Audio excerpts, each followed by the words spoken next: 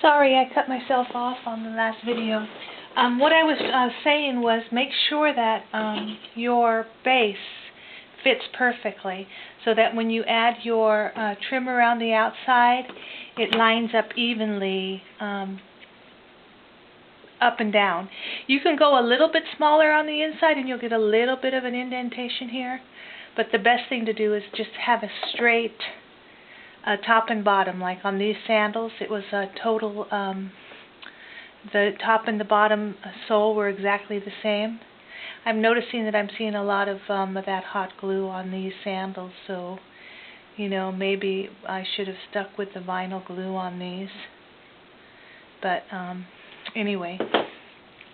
Okay, before we go any further though, and before we put the bottom on these shoes, I want to say that if you're going to do any designing on these shoes, you should probably decide what you're going to do before you put your trim on, before you put your sole on, because if you want to take like a piece that you want it to wrap around underneath on the bottom like this, you'll want to glue that on now before you put your base on, because you want to tuck that in underneath. And some of these pieces, if you want to put like a, you know, an abstract design on these things, you're going to want to know how you're going to want to design these before you actually do it, and whether or not some of this is going to need to be glued underneath your trim. So this is when you're going to do your designing and see how you want to design your shoe. What I'm doing is I'm just taking these little, I don't know if you've ever seen these, they're the Hillshire Farms deli meats, but you get this little sticky stuff on the cover of all of them.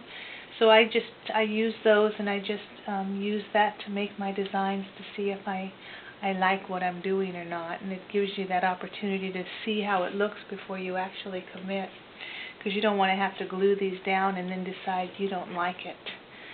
So by using these little stickums, you sort of get the idea without having to actually glue them on, and you get to see what it might look like or how you will like it by the time you're done putting all your polka dots or your whatever your design is basically what I'm trying to say. So then you could just put your polka dots on and then decide, is any of it going to fall underneath my trim when I put my trim on there. So if that's the case, that's what you would do. And it comes right off. It's just a way of, doesn't last long, but at least it gives you an idea of things that you might want to do before you actually do them. Like here, if I was going to do if I was going to put this,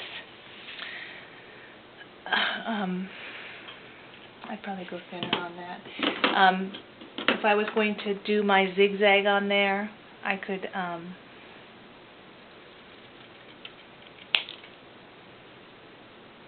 glue it first before I actually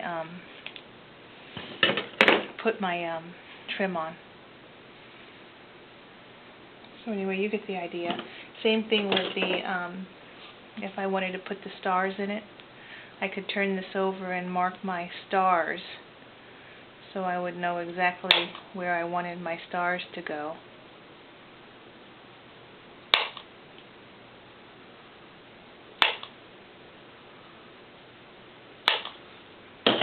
And then I would glue this on before I went any further. So you get the idea. So basically the finish of the pumps is exactly the same as we did with the sandals.